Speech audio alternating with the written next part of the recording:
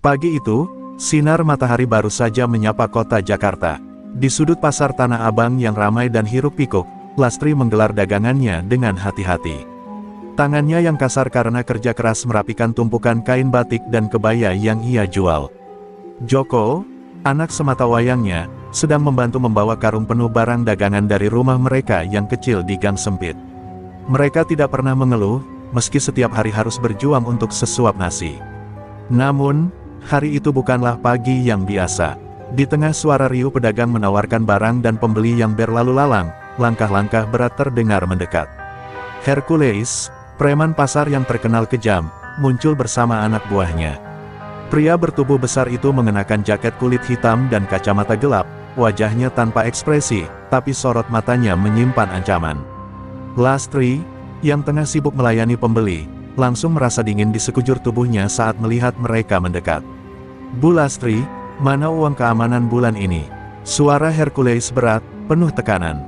Lastri menggigit bibirnya, berusaha menenangkan diri. Uang keamanan itu adalah beban berat baginya.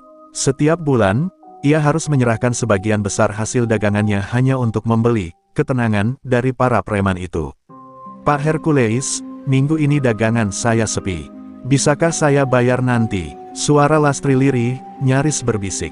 Tapi Hercules tertawa sinis. "Sepi atau ramai, itu bukan urusan saya. Kalau kamu nggak bayar sekarang, lapak ini bakal kosong." Ancamannya menusuk telinga. Joko, yang melihat kejadian itu dari kejauhan, mengepalkan tinjunya. Matanya berkilat penuh kemarahan. Ia ingin berlari dan menghadapi Hercules saat itu juga, tapi tubuhnya gemetar.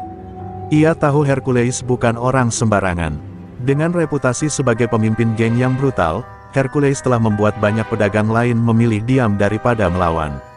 Namun, Joko tidak bisa menerima ibunya diperlakukan seperti itu. Dengan tangan gemetar, Lastri akhirnya menyerahkan beberapa lembar uang dari laci kayu kecil di lapaknya. "Ini, Pak, tapi ini uang terakhir saya. Besok saya harus beli stok barang," katanya dengan suara bergetar. Hercules merampas uang itu tanpa ragu, lalu memberikan isyarat kepada anak buahnya untuk pergi. Sebelum pergi, ia berbalik dan menatap Lastri tajam.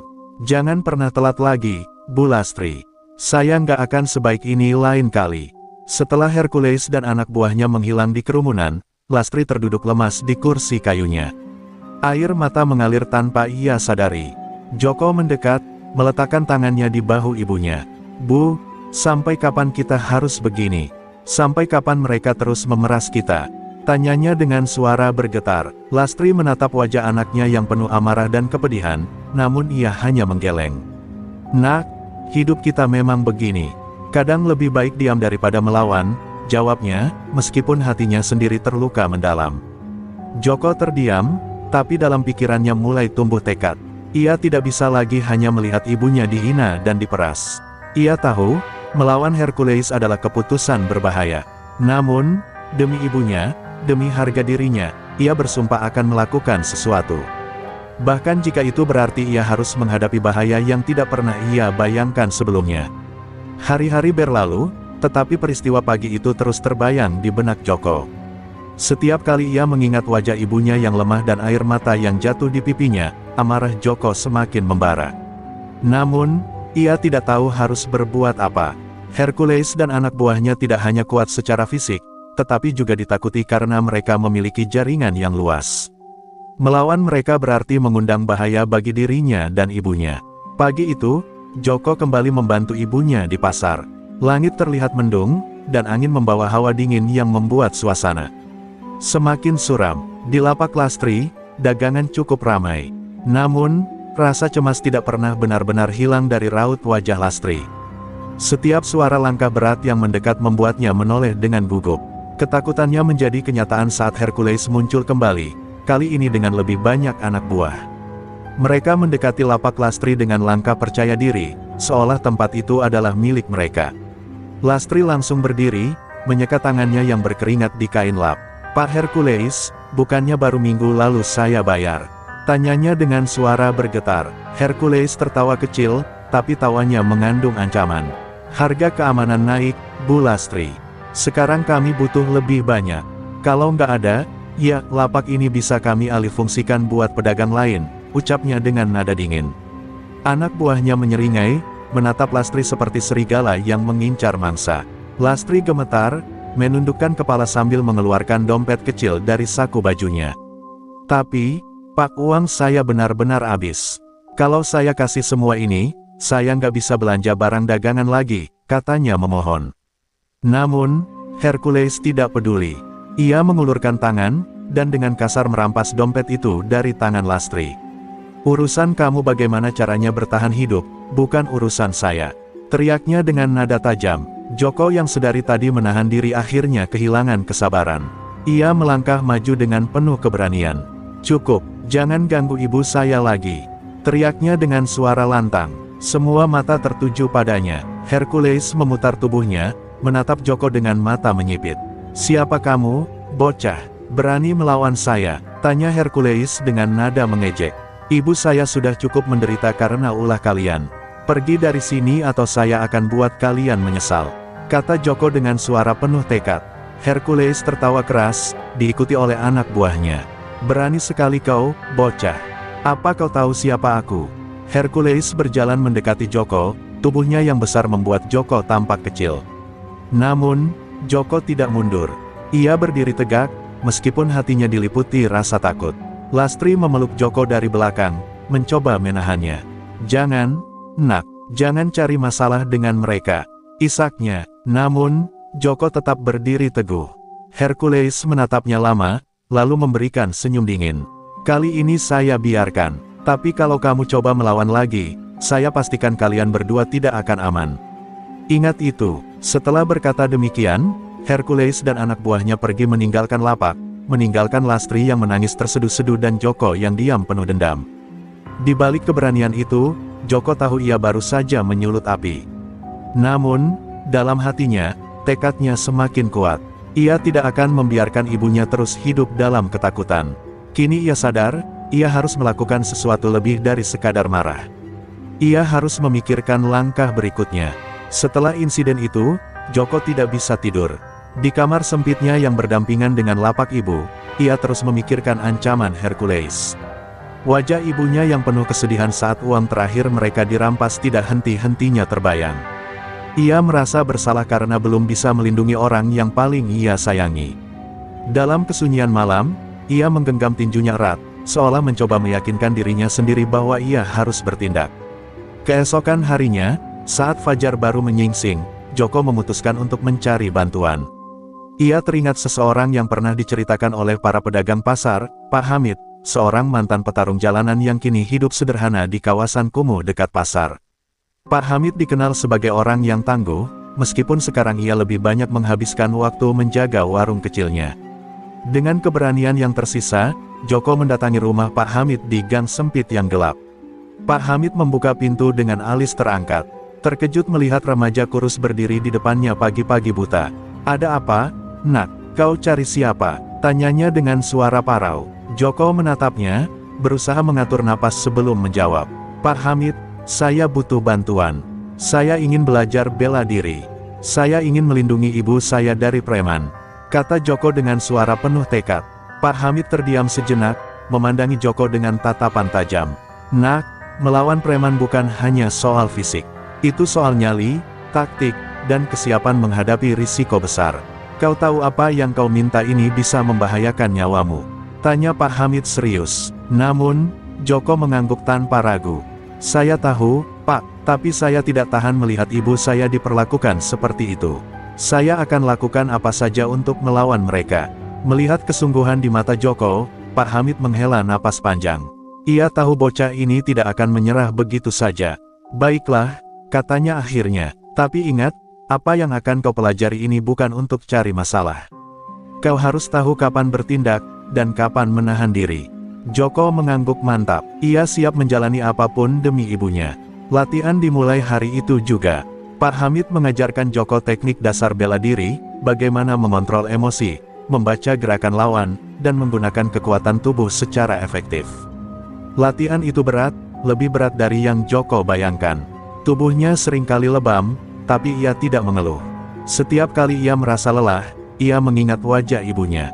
Itu menjadi motivasinya untuk terus berjuang. Sementara itu, Di pasar, Hercules semakin menunjukkan kekuasaan. Para pedagang mulai kehilangan harapan untuk hidup tenang. Lastri, meskipun mencoba tegar, merasa semakin tertekan. Ia tidak tahu bahwa Joko sedang mempersiapkan diri untuk melawan ancaman yang menghantui mereka. Joko sengaja tidak memberitahu ibunya, karena ia tahu Lastri akan melarangnya. Hari-hari berlalu, Joko mulai merasakan perubahan dalam dirinya.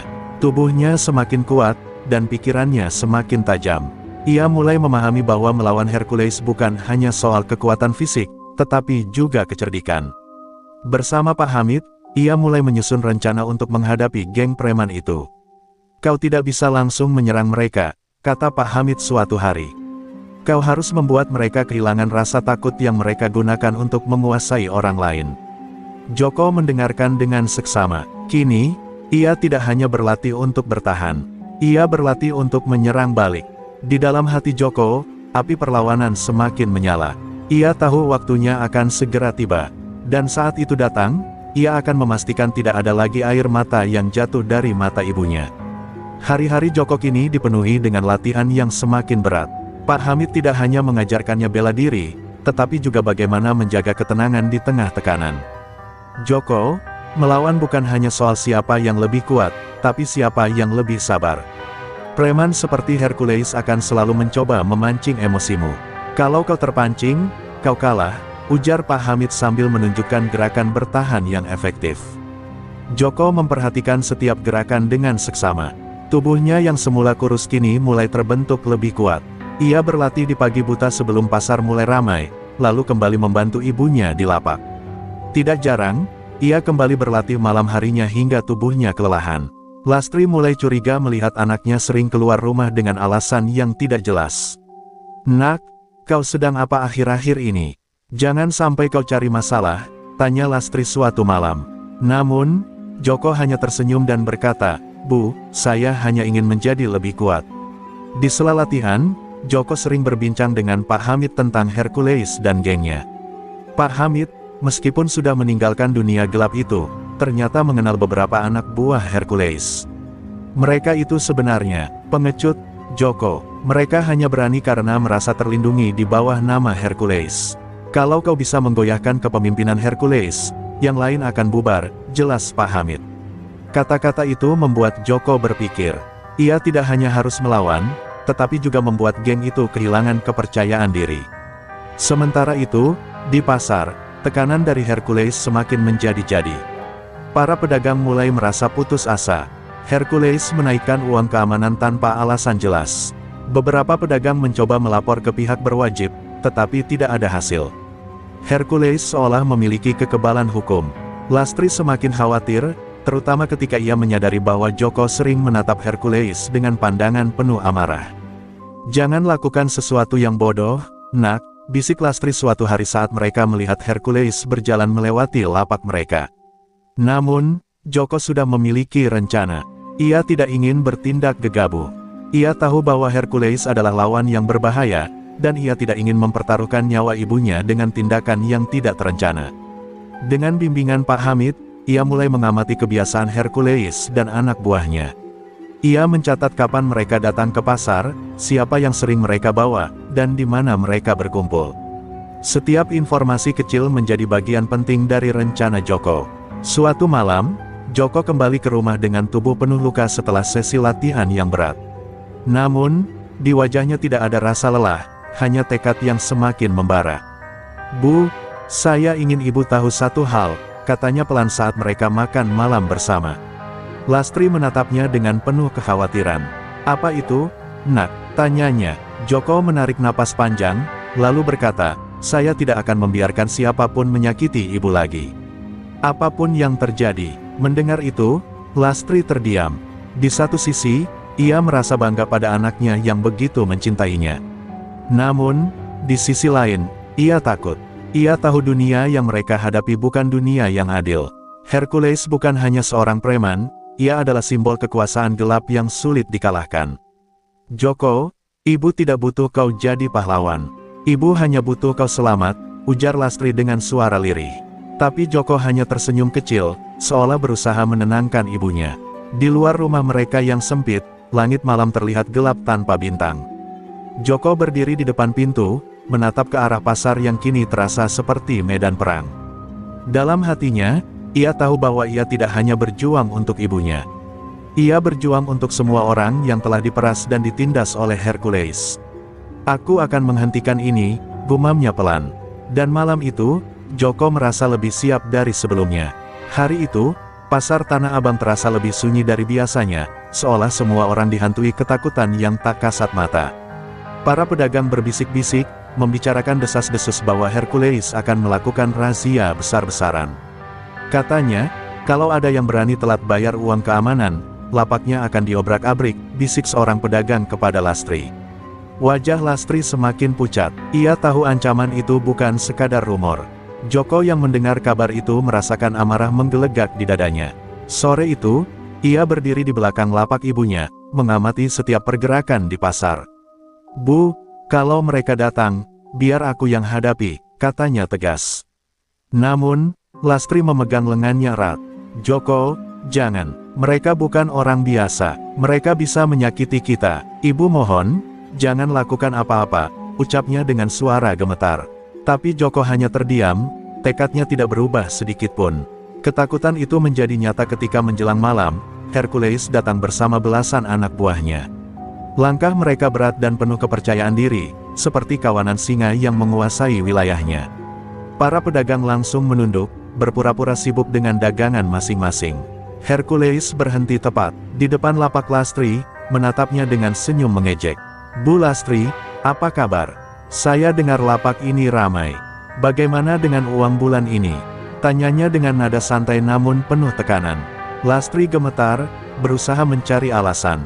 "Pak Hercules, minggu ini dagangan saya belum terlalu bagus. Tapi saya janji, dalam 2 hari saya akan bayar semuanya," ujarnya dengan nada memohon. Namun, Hercules tidak puas. "2 hari, itu terlalu lama, Bu. Kau pikir saya ini bank yang bisa kasih utang?" katanya tajam. Anak buahnya mulai tertawa mengejek, dan salah satu dari mereka mengacak-acak tumpukan kain di lapak Lastri. Joko yang berdiri di belakang ibunya tidak lagi bisa menahan diri. "Hentikan!" teriaknya dengan suara lantang. Semua orang terdiam, termasuk Hercules. Mata Hercules menyipit, menatap Joko dengan pandangan tajam. "Kau lagi, bocah, kau benar-benar tidak belajar, ya?" katanya sambil berjalan mendekati Joko. Lastri berusaha menarik anaknya mundur, tapi Joko tidak bergerak. "Sudah cukup kau memeras ibu saya. Kalau kau punya masalah, hadapi saya, bukan dia," kata Joko dengan suara penuh emosi.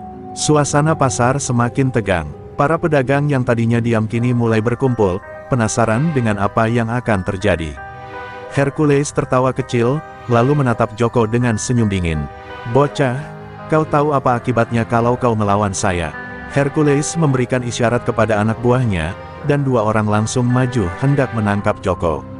Namun, kali ini Joko tidak mundur. Dengan cepat, ia menghindari serangan mereka, menggunakan gerakan yang diajarkan oleh Pak Hamid.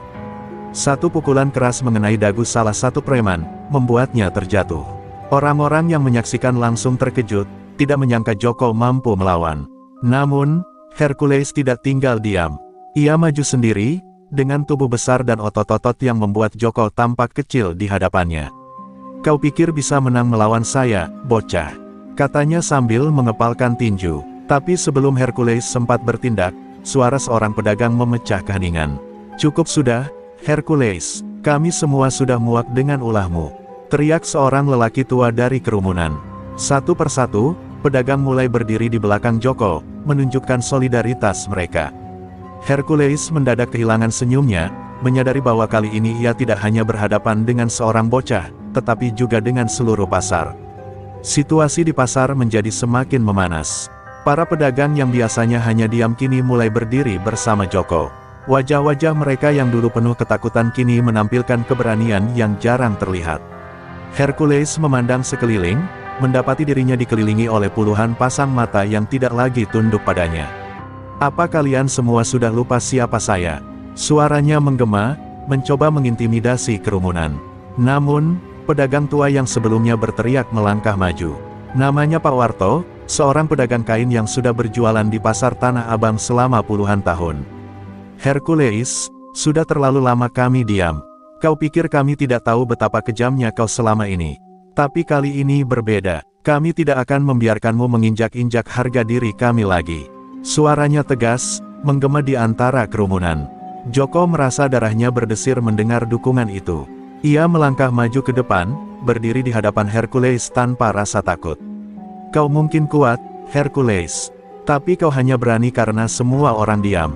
Sekarang, lihat sekelilingmu. Kau tidak bisa lagi memeras kami, katanya dengan suara lantang. Hercules menatap Joko dengan amarah yang membara, tapi untuk pertama kalinya, ia tidak segera menyerang. Salah satu anak buah Hercules, yang melihat situasi mulai tidak menguntungkan, mencoba menarik perhatian bosnya. Bang, kita bisa urus ini nanti. Mereka cuma pedagang, nggak usah dibuat besar, bisiknya.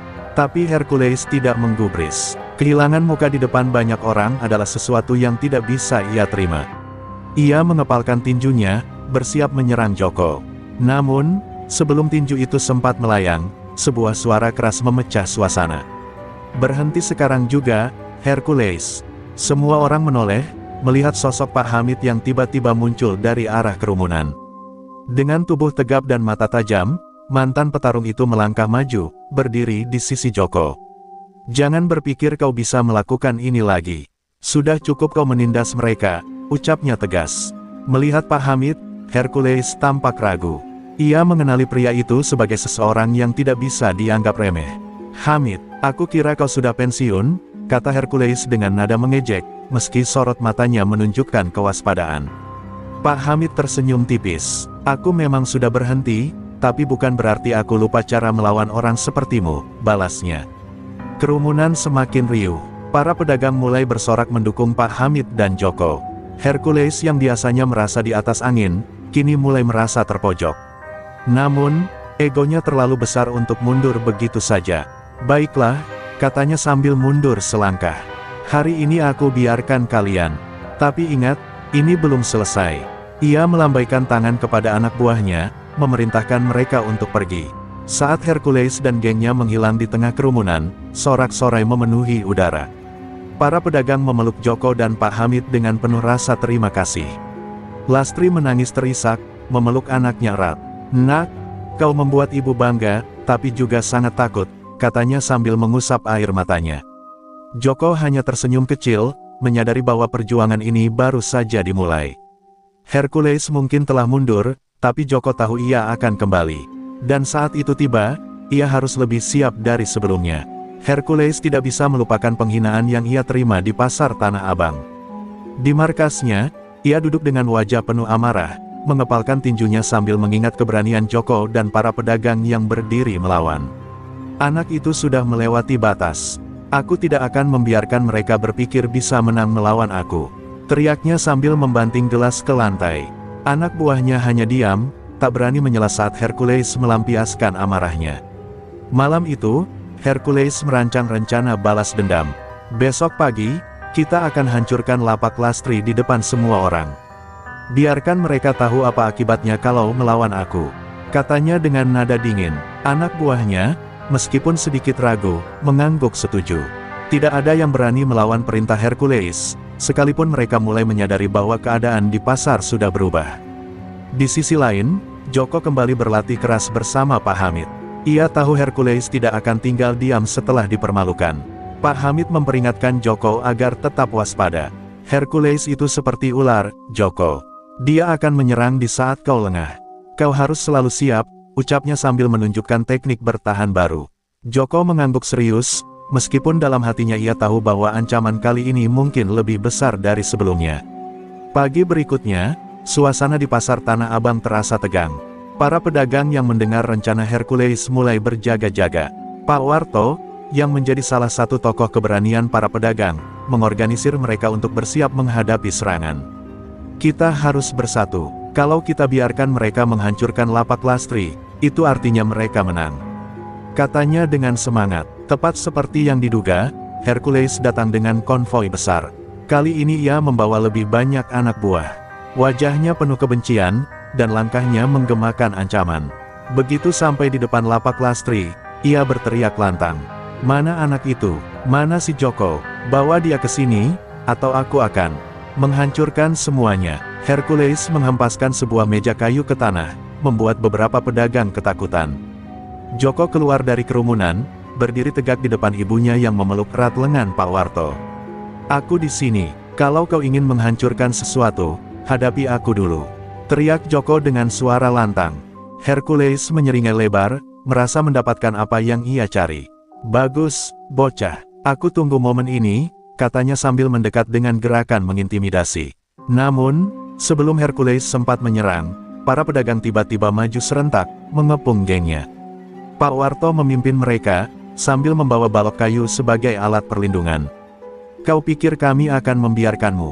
Kau mungkin bisa melawan satu orang, tapi tidak dengan seluruh pasar ini," teriak Pak Warto. Hercules terhenti, matanya melirik ke sekeliling, menyadari bahwa jumlah mereka jauh lebih sedikit dibandingkan kerumunan pedagang yang semakin berani. Dalam situasi tegang itu, Pak Hamid tiba-tiba muncul dari belakang Joko. Dengan nada tenang namun tegas, ia berkata, "Hercules, ini waktunya kau berhenti. Kalau kau melangkah lebih jauh, kau tidak hanya melawan mereka, kau juga melawan aku." Kalimat itu, meskipun sederhana, membuat Hercules merasakan tekanan besar. Mata-mata pedagang, Joko, dan Pak Hamid yang menatapnya tajam seperti menyudutkannya ke tepi jurang. Untuk pertama kalinya, Hercules merasa kalah sebelum bertarung.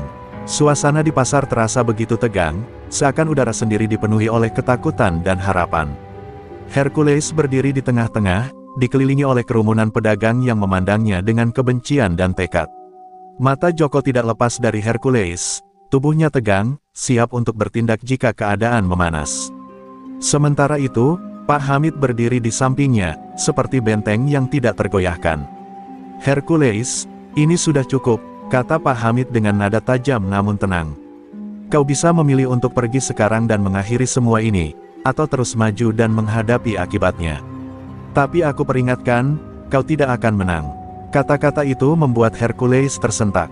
Ia memandang Pak Hamid dengan tatapan tajam, mencoba menilai apakah pria tua itu masih memiliki kemampuan yang dulu ia kenal. Hercules mencoba mempertahankan wibawanya. "Aku tidak takut pada kalian. Aku Hercules, raja di pasar ini. Tidak ada yang bisa melawan aku," teriaknya lantang.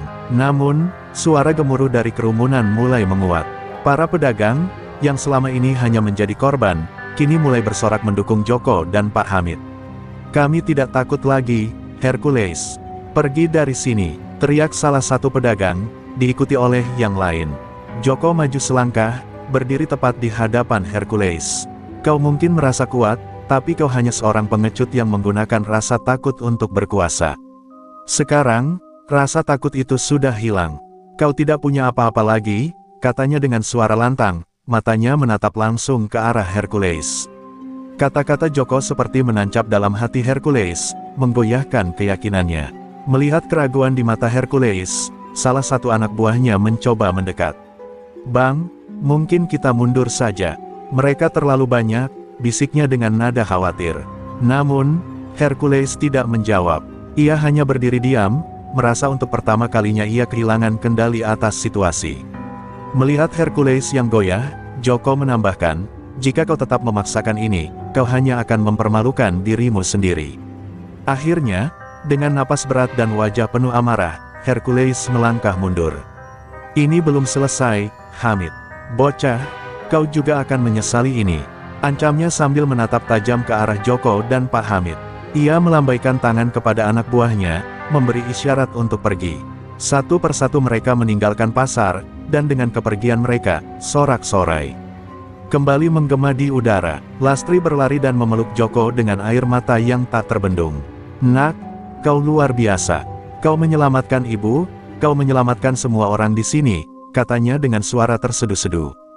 Joko memeluk ibunya erat, merasa lega meskipun tubuhnya masih bergetar oleh adrenalin. Para pedagang mulai mengelilingi mereka, mengucapkan terima kasih kepada Joko dan Pak Hamid. Hari itu menjadi awal dari kebebasan pasar Tanah Abang. Hercules dan gengnya tidak pernah kembali. Para pedagang, yang selama ini hidup dalam ketakutan, mulai merasakan kedamaian yang sudah lama hilang. Joko menjadi simbol keberanian, dan Pak Hamid menjadi guru yang dihormati oleh semua orang. Namun, bagi Joko, ini bukan hanya tentang kemenangan. Ini adalah pelajaran tentang tanggung jawab, keberanian, dan cinta kepada orang yang ia sayangi. Hari-hari di pasar Tanah Abang perlahan kembali tenang. Para pedagang yang sebelumnya hidup dalam ketakutan kini bisa bernapas lega. Lastri kembali berdagang dengan senyuman di wajahnya, sementara Joko terus membantu di lapak sambil sesekali menghabiskan waktu dengan Pak Hamid. Namun, di balik ketenangan itu, Joko tidak sepenuhnya merasa lega. Ada sesuatu yang mengganjal di pikirannya, rasa bahwa ini semua belum benar-benar berakhir. Kegelisahan Joko terbukti ketika suatu malam Pak Hamid mengetuk pintu rumahnya dengan wajah serius. "Joko, aku baru dapat kabar dari seseorang. Hercules tidak benar-benar menyerah. Dia sedang mengumpulkan kekuatan untuk kembali," ucap Pak Hamid. Kalimat itu seperti petir di siang bolong. Lastri yang mendengarnya langsung pucat, sementara Joko mengepalkan tangan dengan erat. "Apa yang harus kita lakukan, Pak?" tanyanya. Pak Hamid menghela napas panjang. "Aku tidak tahu kapan dia akan menyerang, tapi kita harus bersiap. Kali ini dia tidak akan datang sendirian. Aku mendengar dia memanggil orang-orang dari luar kota, preman yang lebih kejam dan lebih berbahaya." Joko hanya diam, mencoba menenangkan pikirannya yang kacau. Ia tahu ia tidak bisa membiarkan Hercules kembali menghancurkan apa yang sudah diperjuangkan. Beberapa hari kemudian, tanda-tanda kehadiran Hercules mulai terasa. Beberapa pedagang melaporkan adanya orang asing yang berkeliaran di pasar, mengintimidasi dan mencari informasi. Joko bersama Pak Hamid mulai mengumpulkan para pedagang untuk berdiskusi. "Kita tidak bisa lagi hanya berharap mereka akan pergi sendiri. Kita harus menunjukkan bahwa kita tidak takut, bahwa kita akan melawan," ujar Joko dengan penuh semangat. Namun, tidak semua pedagang setuju. Sebagian dari mereka mulai ragu dan kembali diselimuti rasa takut. "Kalau kali ini mereka membawa senjata, bagaimana kalau kita semua terluka?" tanya salah satu pedagang dengan nada gemetar. Suasana menjadi tegang, dan Joko merasa bahwa keberanian yang dulu mereka tunjukkan perlahan memudar. Namun, Pak Hamid berdiri dan berbicara dengan tenang. "Kita memang tidak punya senjata, tapi kita punya satu hal yang lebih kuat, kebersamaan. Kalau kita bersatu, tidak ada yang bisa mengalahkan kita." Malam itu, Joko tidak bisa tidur. Ia duduk di luar rumah, memikirkan apa yang akan terjadi. Ia tahu bahwa melawan Hercules lagi bukan hanya soal keberanian, tetapi juga soal strategi.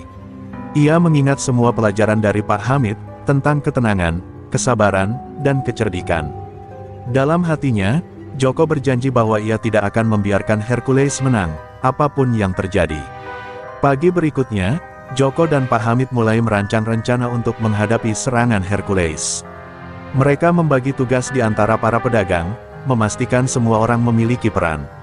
Beberapa pedagang bertugas mengawasi pergerakan musuh, sementara yang lain mempersiapkan penghalang darurat untuk melindungi lapak mereka.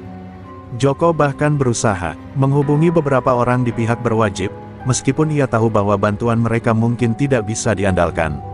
Hari yang mereka tunggu-tunggu akhirnya tiba. Hercules kembali ke pasar, kali ini dengan lebih banyak anak buah yang tampak jauh lebih kejam.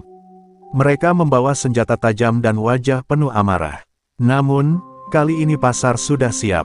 Para pedagang yang dulu takut kini berdiri dengan keberanian baru, dipimpin oleh Joko dan Pak Hamid. Dengan suara lantang, Joko berkata, "Hercules, ini terakhir kalinya kau menginjakkan kaki di sini. Kami tidak akan mundur." Kalimat itu seperti menyalakan api semangat di hati semua orang.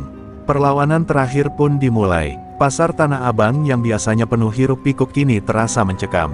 Para pedagang yang telah mempersiapkan diri berdiri dengan tekad di setiap sudut pasar. Joko dan Pak Hamid berdiri di depan, siap menghadapi apapun yang datang. Mata Joko penuh dengan semangat yang tidak bisa dipadamkan, meskipun rasa takut masih menyelinap di balik keberaniannya. Ia tahu ini adalah pertempuran terakhir yang harus dimenangkan, bukan hanya untuk dirinya, tetapi untuk semua orang yang ia cintai. Hercules datang, kali ini dengan pasukan yang jauh lebih besar. Mereka mengenakan pakaian gelap, membawa senjata yang mengkilap di bawah sinar matahari yang mulai terbenam. Wajah Hercules penuh dengan kebencian yang membara, namun ada sesuatu yang berbeda kali ini, sebuah ketakutan yang tersembunyi. Melihat banyaknya orang yang sudah siap melawan membuatnya merasakan tekanan yang belum pernah ia rasakan sebelumnya. "Joko!" Hercules berteriak, matanya langsung mengarah pada anak muda itu yang berdiri di depan dengan penuh keyakinan. Kau berani sekali menantangku lagi. Kalian semua akan menyesal karena melawan aku. Suaranya menggema, mencoba menakut-nakuti. Namun, Joko tetap berdiri tegak, tanpa gentar. Kau sudah cukup menindas kami, Hercules. Kali ini, kami yang akan menentukan bagaimana cerita ini berakhir. Jawab Joko, suaranya tegas dan lantang. Para pedagang mulai bergerak, menyusun barikade dari meja dan barang dagangan mereka, menciptakan perlindungan sementara. Pak Hamid memimpin sebagian dari mereka untuk menjaga posisi strategis, sementara Joko berdiri di garis depan, siap untuk bertempur. Ingat, kita hanya bisa menang jika kita bersatu, Pak Hamid berbisik kepada Joko. Anak muda itu mengangguk, lalu melangkah maju, memimpin barisan.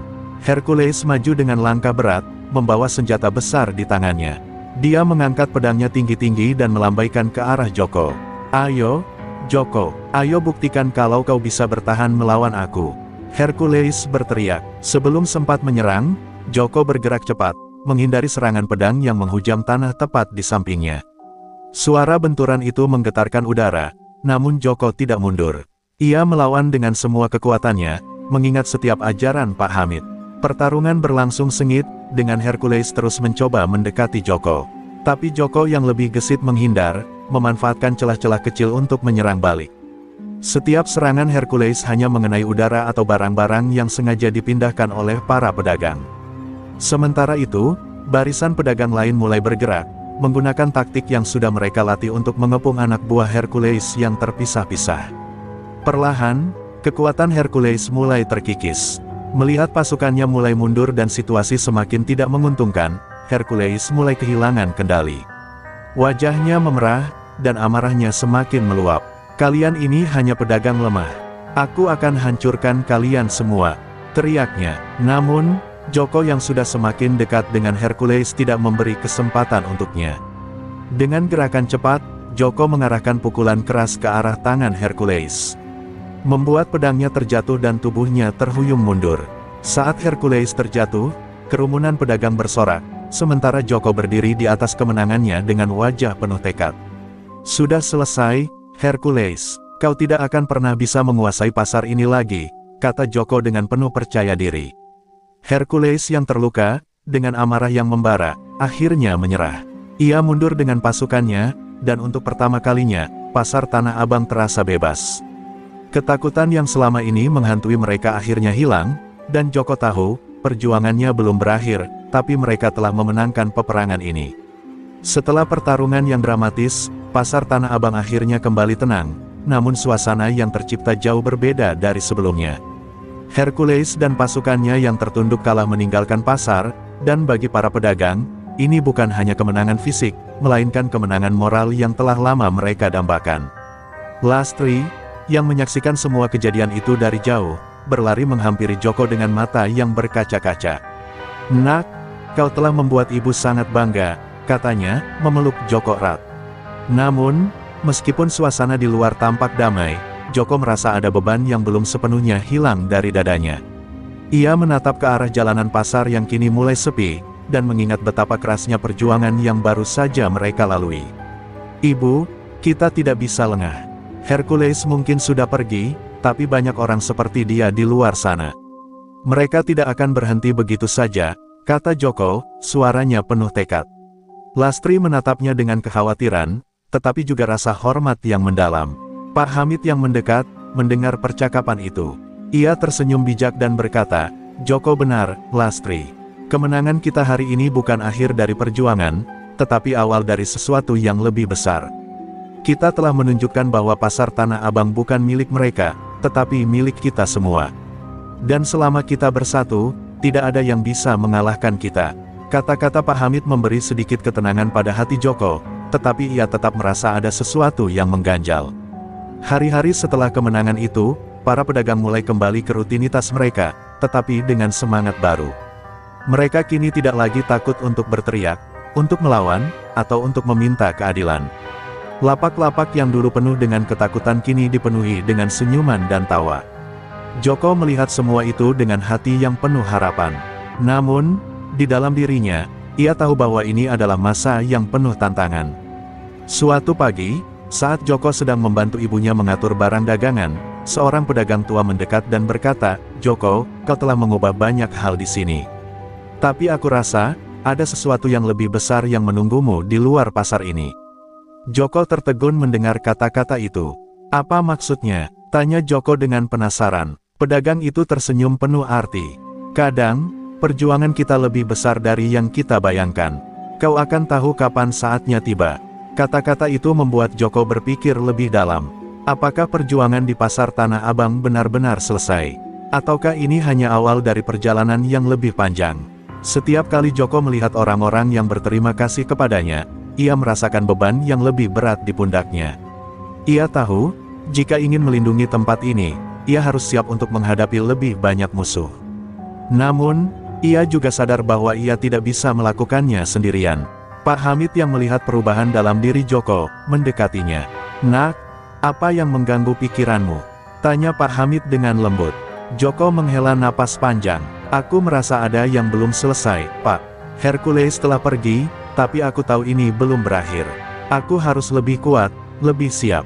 Jika kita ingin menjaga kedamaian ini, kita harus mempersiapkan diri untuk apapun yang datang," jawab Joko dengan serius. Pak Hamid meletakkan tangannya di bahu Joko. "Joko, aku tahu kau seorang pejuang. Tapi ingat, kadang kekuatan sejati datang dari hati yang lapang. Bersiaplah untuk yang terburuk, tetapi jangan lupakan kebahagiaan di sekitarmu.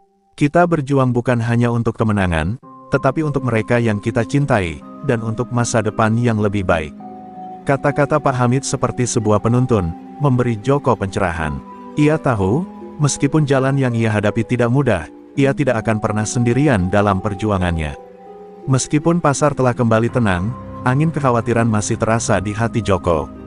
Setiap malam, saat ia terbaring di ranjangnya, pikirannya selalu kembali pada pesan dari pedagang tua itu.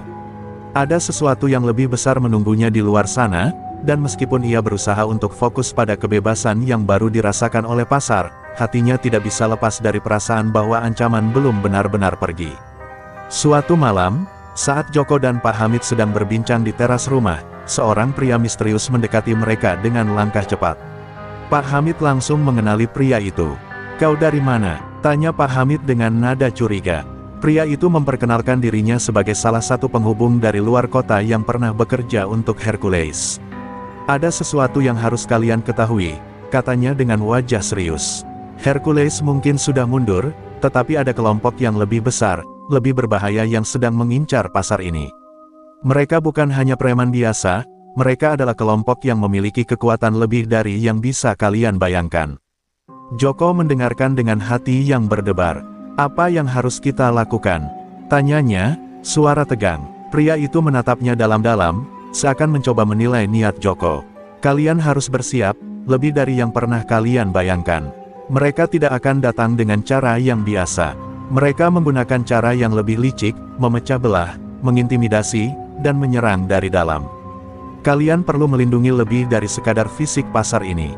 Pak Hamid terdiam, menimbang setiap kata yang baru saja diucapkan. "Kami sudah siap menghadapi ancaman fisik. Tapi jika ini menyangkut sesuatu yang lebih dari itu, bagaimana kita bisa melawan?" tanya Pak Hamid. Pria itu menggelengkan kepala. "Kalian harus membangun lebih dari sekadar benteng di pasar. Kalian harus membangun aliansi, mempererat ikatan antara pedagang dan warga di sekitar sini. Hanya dengan persatuan yang sejati, kalian bisa bertahan." Malam itu, Joko tidak bisa tidur. Kecemasan kembali menghantuinya, dan bayangan ancaman baru itu terus mengikuti setiap langkahnya. Pagi berikutnya, ia segera mengumpulkan para pedagang di pasar untuk memberikan informasi yang baru ia terima. "Kita harus lebih kuat dari sebelumnya," ujar Joko dengan wajah tegas. "Kali ini, kita harus melawan bukan hanya dengan tangan, tetapi dengan persatuan yang lebih kokoh. Kita harus membangun aliansi dengan masyarakat sekitar, dan membuat mereka tahu bahwa pasar Tanah Abang bukan hanya milik kita, tapi milik semua orang yang ada di sini." Suasana di pasar berubah. Para pedagang yang sebelumnya merasa aman kembali merasakan ketegangan. Namun, semangat baru juga mulai tumbuh. Mereka mulai berbicara dengan warga sekitar, membangun hubungan yang lebih erat. Meskipun rasa takut kembali menghampiri, ada juga harapan yang mulai terbit. "Kita harus saling menjaga," kata Pak Hamid di tengah pertemuan. "Jika kita bersama, Tidak ada yang bisa menghancurkan kita. Namun, tidak semua orang setuju dengan langkah Joko dan Pak Hamid. Beberapa pedagang merasa bahwa beraliansi dengan pihak luar adalah langkah yang terlalu berisiko. Kita tidak bisa terlalu percaya pada orang luar. Mereka bisa saja memiliki agenda mereka sendiri, kata salah satu pedagang dengan suara rendah. Kita hanya perlu mengandalkan kekuatan kita sendiri. Namun, Joko tahu bahwa dalam menghadapi musuh yang lebih besar dan lebih terorganisir, mereka tidak bisa bertahan hanya dengan kekuatan fisik semata. Beberapa hari kemudian, mereka menerima kabar yang lebih buruk. Seorang pedagang yang dipercaya melaporkan bahwa ada orang asing yang mulai mengintimidasi warga sekitar, mencoba merusak hubungan yang sedang dibangun. Itu adalah tanda bahwa kelompok yang lebih besar memang sudah mulai bergerak. Joko tahu, pertempuran kali ini tidak hanya akan melibatkan fisik, tetapi juga pertarungan untuk mempertahankan hati dan pikiran mereka. Namun, ia tidak akan mundur. Ia memandang pasar yang telah menjadi rumah baginya dan para pedagang. Ini adalah tempat yang telah mereka pertahankan dengan darah, keringat, dan air mata, tempat yang harus mereka lindungi dengan segala cara. Hari demi hari, ketegangan semakin terasa di pasar Tanah Abang. Joko tidak pernah merasa lebih cemas dari sekarang. Setiap pertemuan dengan para pedagang dan warga sekitar membuatnya merasa lebih dekat dengan tanggung jawab yang harus dipikul. Mereka berusaha mempererat ikatan, berbagi cerita dan pengalaman, tetapi ketakutan yang tersembunyi tetap mengintai. Joko tahu bahwa ancaman yang lebih besar sedang mendekat, dan kali ini mereka tidak bisa hanya bertahan dengan apa yang sudah ada. Mereka harus bersatu, lebih kuat dari sebelumnya, untuk melawan musuh yang tidak tampak jelas.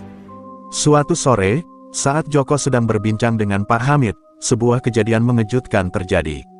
Seorang pedagang yang baru saja keluar dari kedai, terjatuh di tengah jalan dengan wajah pucat, darah mengalir dari luka-luka yang terlihat jelas di tubuhnya. "Apa yang terjadi?" tanya Joko sambil berlari menghampiri. Pedagang itu menatapnya dengan mata penuh ketakutan. "Mereka datang. Mereka menyerang tanpa peringatan. Mereka sudah mulai menyusup ke dalam." Sebelum ia bisa melanjutkan, pedagang itu pingsan di pelukan Joko. Pak Hamid segera menyarankan agar mereka membawa pedagang itu ke tempat yang aman. "Joko, ini pertanda bahwa mereka tidak hanya mengincar kita, tapi mulai mencari cara untuk mengacaukan segala sesuatu dari dalam. Ini saatnya kita bertindak cepat." Kata-kata Pak Hamid memantulkan rasa urgensi yang tak bisa diabaikan. Joko tahu bahwa ini bukan sekadar serangan fisik, tetapi juga perang psikologis yang mereka hadapi. Musuh mereka bermain di luar dugaan, mencoba memecah belah kesatuan yang baru saja mereka bangun. Dalam pertemuan berikutnya, Joko kembali mengumpulkan para pedagang dan warga untuk memberi peringatan. "Mereka sudah mulai mengintai kita, berusaha mencari kelemahan kita dari dalam. Tapi kita tidak akan mundur. Kita harus lebih waspada, lebih cerdik. Jangan biarkan mereka memecah belah kita," kata Joko, suaranya penuh ketegasan. Para pedagang dan warga mulai mengangguk setuju, dan untuk pertama kalinya sejak lama, mereka merasakan semangat kebersamaan yang semakin menguat. Mereka tidak lagi takut pada ancaman yang datang, mereka tahu, bersama mereka lebih kuat. Pak Hamid memberi saran agar mereka mulai memperkuat sistem informasi dan koordinasi di antara mereka. Setiap gerakan musuh harus diketahui lebih awal, dan setiap orang harus berperan aktif menjaga keamanan. Kita harus mulai berkomunikasi dengan lebih terorganisir. Jika mereka mencoba menyusup, kita harus bisa menghadapinya dengan cepat, ujar Pak Hamid. Joko segera memimpin pendirian sistem komunikasi darurat yang menghubungkan pedagang satu dengan yang lainnya, membuat mereka siap melaporkan apapun yang mencurigakan. Namun, meskipun kesatuan di pasar semakin kuat, Joko merasa bahwa dirinya harus melakukan lebih. Ia mulai mencari tahu lebih dalam tentang kelompok yang mengancam mereka. Berbagai informasi yang berhasil ia kumpulkan menunjukkan bahwa mereka adalah kelompok yang memiliki pengaruh luas di luar kota, dengan jaringan yang tersebar di berbagai wilayah. Tidak hanya itu, mereka juga memiliki kekuatan politik yang bisa mendatangkan masalah lebih besar jika tidak ditangani dengan hati-hati. Beberapa malam kemudian, Joko bersama Pak Hamid pergi menemui beberapa warga yang dikenal memiliki hubungan dengan orang-orang dari luar kota. Mereka berharap bisa mendapatkan informasi lebih lanjut tentang siapa yang berada di balik ancaman ini dan bagaimana cara mereka bisa melawan dengan lebih efektif. "Kita harus tahu siapa musuh kita sebenarnya, Pak. Jika kita tahu siapa yang kita hadapi, kita bisa merancang strategi yang lebih baik, kata Joko, matanya penuh tekad. Kunjungan mereka tidak sia-sia. Salah seorang warga memberi mereka informasi penting, kelompok ini dipimpin oleh orang yang sangat berpengaruh. Seorang tokoh besar yang tidak hanya memiliki kekuatan fisik, tetapi juga kekuasaan untuk mengendalikan banyak pihak. Mereka tahu, perang kali ini bukan hanya soal pertempuran di jalanan, tetapi soal menghadapi seseorang yang memiliki segala cara untuk menghancurkan mereka. Namun, Joko merasa lebih siap dari sebelumnya. Meskipun tantangan ini jauh lebih berat, ia tahu bahwa hanya dengan persatuan dan keberanian mereka bisa bertahan. Dalam hati Joko, sebuah rencana mulai terbentuk. Ia akan melibatkan lebih banyak orang untuk melawan kelompok ini, bukan hanya dengan kekuatan fisik, tetapi dengan kecerdikan dan tekad. Untuk pertama kalinya dalam waktu yang lama, Joko merasa ada harapan yang terang di ujung jalan.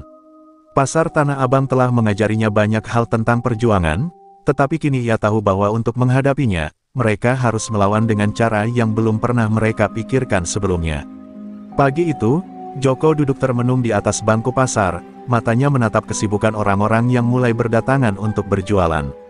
Mereka semua terlihat sibuk, tetapi Joko tahu, di balik setiap tawa dan percakapan ringan, ada ketegangan yang tak terlihat.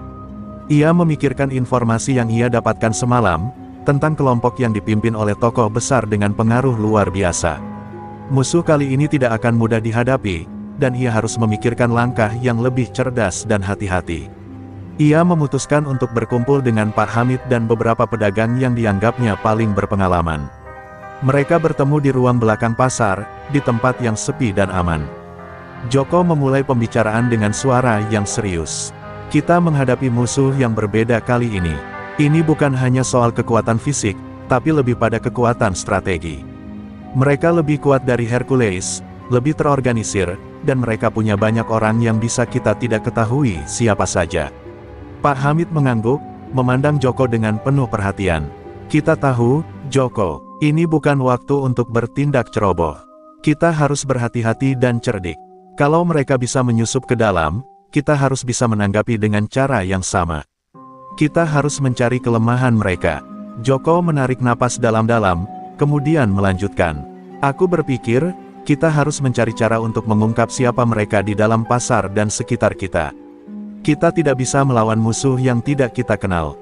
Aku akan bekerja dengan kalian, dan kita akan mencari informasi dari mereka yang mungkin sudah mereka infiltrasikan. Kita butuh orang yang bisa menyusup ke dalam jaringan mereka dan mencari tahu siapa yang menjadi pemain besar di balik layar. Para pedagang yang hadir mulai berbicara, beberapa dari mereka mulai mengemukakan ide. Mungkin kita bisa mulai mengumpulkan informasi dari orang-orang yang terlihat mencurigakan, dari yang terlihat mengunjungi pasar dengan sering, atau yang punya hubungan dengan orang luar, kata salah satu pedagang tua. Tapi kita harus hati-hati. Jika kita salah langkah, mereka bisa menyerang kita lebih cepat. Pak Hamid menambahkan, Joko benar. Kita butuh seseorang yang bisa bergerak dengan diam-diam, menyelidiki tanpa ketahuan. Ini bukan pekerjaan mudah, tetapi kalau kita berhasil, kita bisa mendapatkan informasi yang sangat berharga untuk strategi kita selanjutnya. Joko merasa beban yang lebih berat di pundaknya. Ia tahu bahwa keputusan yang akan diambil akan menentukan nasib pasar dan orang-orang yang ia cintai. Namun, ia juga tahu bahwa mereka tidak bisa hanya duduk menunggu. Musuh mereka akan terus mencari cara untuk menghancurkan, dan mereka harus lebih cepat bergerak, lebih cerdik, dan lebih berani. Dalam pertemuan itu, akhirnya diputuskan bahwa mereka akan membentuk sebuah tim kecil yang terdiri dari orang-orang yang terpercaya. Tim ini akan bertugas untuk mengumpulkan informasi dari dalam dan luar pasar, mencari tahu siapa yang terlibat dalam kelompok tersebut dan bagaimana cara mereka beroperasi. Joko akan memimpin tim itu, bersama dengan Pak Hamid yang akan memberikan pengawasan dan kebijaksanaan dalam setiap langkah mereka. Saat pertemuan itu berakhir, Joko merasa lebih siap, tetapi juga lebih sadar akan bahaya yang menanti di depan. Namun, ia tidak akan mundur. Mereka akan berjuang dengan segala cara yang ada. Seminggu berlalu sejak pertemuan penting itu. Pasar Tanah Abang, yang kini tampak lebih sibuk dari sebelumnya, menyembunyikan rasa khawatir yang kian mendalam. Joko memimpin tim kecil yang dibentuknya untuk menyusup ke dalam jaringan musuh. Setiap langkah yang mereka ambil penuh risiko, dan Joko tahu bahwa jika mereka tidak hati-hati, mereka bisa saja terjebak dalam permainan berbahaya yang jauh lebih besar dari yang mereka bayangkan. Hari pertama penyusupan dimulai dengan langkah yang hati-hati. Tim yang dipimpin oleh Joko terdiri dari beberapa pedagang yang sudah lama tinggal di sekitar pasar, orang-orang yang dianggap dapat berbaur dengan mudah di lingkungan ini tanpa menimbulkan kecurigaan. Mereka diberi tugas untuk mencari tahu siapa saja yang berkumpul di sekitar pasar dan memulai kontak dengan orang-orang yang mungkin terhubung dengan kelompok yang mereka incar. Joko sendiri merasa berat hati ketika ia harus mengambil peran sebagai salah satu orang yang terlibat. Ia harus mendekati orang-orang yang sebelumnya ia anggap sebagai musuh. Ini tidak akan mudah, pikir Joko dalam hati. Ia tahu bahwa jika ia terburu-buru atau terbawa emosi, maka semuanya bisa berantakan. Tapi di sisi lain, ada rasa tanggung jawab yang begitu besar yang terus mendorongnya maju. Pak Hamid, yang tetap berada di luar untuk memberikan arahan dan memantau situasi, sering mengingatkan Joko tentang pentingnya tetap waspada. Ingat, Joko, kita sedang bermain di tanah yang sangat licik. Jangan biarkan dirimu terperangkap dalam permainan mereka. Selalu ingat, informasi adalah senjata kita sekarang. Hari demi hari, Joko dan tim mulai mendapatkan informasi berharga. Mereka mengamati berbagai orang yang tampaknya berhubungan dengan kelompok musuh.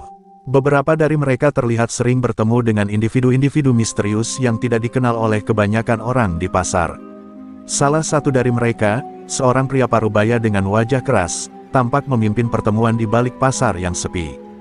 Pria itu selalu membawa 2 bodyguard yang tampaknya tak bisa ditembus. Joko merasa ada yang ganjil dengan pria itu. Ia mulai melacak pergerakan pria tersebut, dan dalam pertemuan berikutnya, ia berhasil mendapatkan informasi lebih lanjut dari seorang pedagang yang sempat melihat pria itu berbicara dengan orang-orang yang dikenal sebagai anggota dari kelompok yang mereka perangi. Pria itu, dia bukan hanya orang luar, Joko. Dia punya koneksi yang dalam dengan beberapa tokoh besar di luar kota. Hati-hati, kata pedagang itu dengan suara berbisik. Namun, meskipun mereka sudah mendapatkan informasi yang cukup, Joko merasa ancaman yang lebih besar semakin dekat. Ia tahu bahwa kelompok itu tidak akan tinggal diam begitu saja. Mereka pasti mulai mencium penyusupan yang mereka lakukan. Rasa takut mulai menggerogoti pikirannya, jika mereka tertangkap. Bukan hanya pasar yang akan hancur, tetapi kehidupan semua orang yang ia sayangi juga akan terancam. Di tengah kekhawatiran itu, sebuah peristiwa yang tak terduga terjadi. Pada malam hari, saat Joko dan tim kembali ke tempat pertemuan untuk melaporkan temuan mereka disergap oleh beberapa orang yang menyamar sebagai pedagang biasa. Mereka membawa senjata dan dengan cepat mengelilingi Joko dan timnya. Kalian pikir kalian bisa bermain-main dengan kami? Suara kasar terdengar di balik kerumunan itu. Wajah Joko berubah pucat. Segalanya tiba-tiba menjadi sangat nyata, musuh mereka sudah mengetahui apa yang mereka rencanakan. Joko merasakan darahnya berdesir cepat saat mereka disergap. Tiap detik terasa begitu lama, seperti waktu yang berhenti sejenak. Anggota timnya terlihat cemas, tetapi Joko mencoba untuk tetap tenang meskipun hatinya berdebar keras. Mereka telah jatuh ke dalam jebakan yang dirancang begitu rapi oleh musuh. Setiap sudut pasar tampak seperti dipenuhi oleh orang-orang yang tidak bisa mereka kenali, dan wajah-wajah yang awalnya tampak ramah kini berubah menjadi ancaman yang menakutkan. Pria yang memimpin serangan itu, pria dengan wajah keras yang Joko kenali sebagai salah satu orang yang pernah dia amati, berdiri di depan mereka dengan senyum tipis di bibirnya. Kalian pikir kami tidak akan tahu apa yang sedang kalian rencanakan? Katanya dengan nada meremehkan. Kalian bermain di tanah kami. Ini adalah kesalahan besar, anak muda. Joko berusaha untuk mengendalikan dirinya, menilai situasi dengan cepat. Jika mereka bertindak ceroboh, semuanya bisa berakhir dengan sangat buruk. Kami tidak bermaksud untuk mengganggu kalian, kata Joko dengan suara yang terdengar lebih tenang dari yang ia rasakan. Kami hanya ingin pasar ini tetap aman. Namun, kata-kata itu hanya membuat pria itu tertawa. Pasar ini sudah lama tidak aman, anak muda. Kalian tidak tahu siapa yang sebenarnya mengendalikan tempat ini. Kalian pikir kalian bisa bertahan begitu saja. Tidak akan ada tempat yang aman lagi buat kalian. Pak Hamid, yang berdiri di sebelah Joko, tampak lebih tenang, meski matanya penuh dengan kecemasan. Kami tidak takut pada kalian, katanya dengan suara yang tetap tegas, meskipun ada keletihan di dalamnya. Kami tahu siapa kalian, dan kami akan terus melawan selama ada kesempatan. Tetapi pria itu hanya mengangkat tangan, memberi isyarat kepada para pengikutnya untuk mendekat. Kesempatan kalian sudah habis. Jangan coba-coba melawan, ancamnya sambil menatap Joko dengan tajam. Kami sudah tahu segala hal yang kalian rencanakan. Kali ini, kami akan menghancurkan kalian dari dalam. Joko merasakan ketegangan yang begitu kental di udara. Ia tahu bahwa jika mereka tidak menemukan cara untuk keluar dari situasi ini, mereka akan kehilangan lebih dari sekadar kesempatan. Jantungnya berdegup kencang, tetapi sesuatu dalam dirinya memicu keberanian yang ia rasa selama ini terpendam. Dengan tatapan yang tak pernah goyah, ia berkata, "Kalian tidak tahu siapa yang kalian hadapi. Kami tidak akan menyerah begitu saja." Meskipun para pria itu mengelilinginya, Joko merasa semangat juangnya kembali menyala. Ia tahu bahwa ini bukan akhir, hanya ujian yang lebih besar. Segera, ia melirik ke Pak Hamid, yang mengangguk. Perlahan, sebuah sinyal bahwa mereka tidak akan menyerah. Tentu saja, jalan keluar belum terlihat, tapi Joko merasa, entah bagaimana, mereka masih memiliki satu peluang untuk melawan.